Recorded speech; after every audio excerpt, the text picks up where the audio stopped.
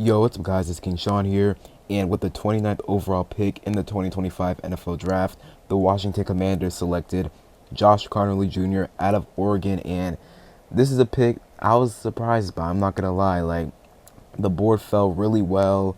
Mike Green, Donovan Ezeragu, Nick Scorton, Will Johnson, which was a shock to me. All those guys were available, and we decided to pass up on all those guys and select Oregon offensive tackle Josh Conerly Jr. Not going to make this video too long because it is night and I'm about to head to bed, but just want to talk about Josh Conerly Jr. a little bit and give my thoughts on the pick. First things first, I was surprised, not gonna lie, I was a bit surprised. I thought we would take Mike Green. I know we had a lot of interest in him. Maybe Nick Scorton, I know we liked him a lot. Both those guys fell out of the first round. They are going to go in the second round more likely than not. Or more likely than not, yeah. Mike Green, obviously he has a sexual assault allegations. He was dismissed from Virginia, so he does have character concerns. So probably the reason why he fell out. Will Johnson, he has knee issue concerns, so that's probably the reason he fell out. And Nick Scorton, well, there was always a chance he'd fall out the first round, so not a surprise right there. But Josh Conerly Jr., I don't mind the pick. Like, I'm not gonna lie, would I have done it? No, I would have taken the edge rusher, but I'm never gonna complain for wanting to add more protection up front for your most prized possession in Jaden Daniels, man. So Conerly is 6'5", 311 pounds, 33.5-inch arms, 10 and 3/8 inch hands. He actually has very similar size to Brandon Coleman. He's a really good mover. Like, he ran a 5.05 40-yard dash at the combine, which is really good. 1.71 10-yard split. He was projected to go in the range where we picked him, so we didn't reach on him.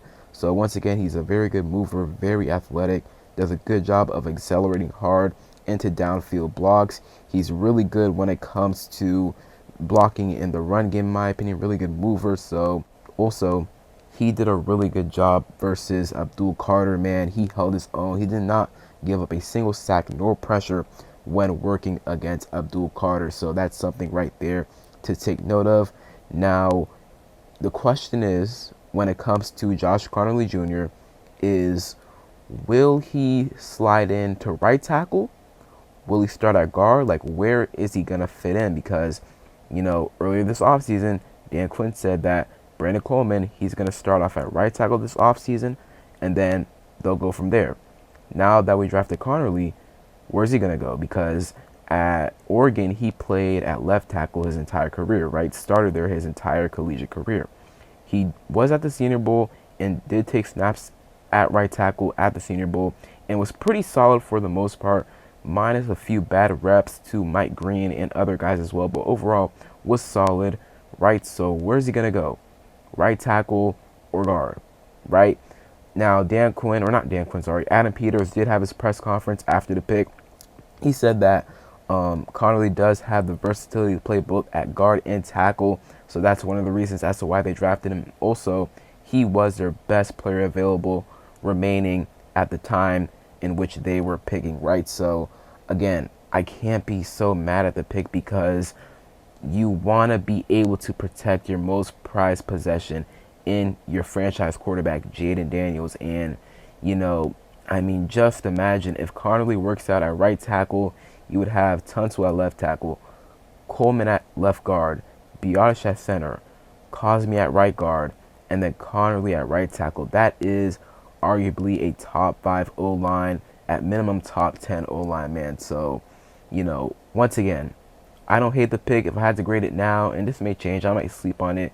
Maybe I'll like it more in a, you know, by tomorrow or Saturday. But right now, I'll probably give it a B minus or a B. Like, I would have taken an edge rusher, but once again, I don't blame them for wanting to bolster up the O-line and add more protection for their franchise quarterback in Jaden Daniels. So comment down below your thoughts on the selection of Josh Conerly Jr.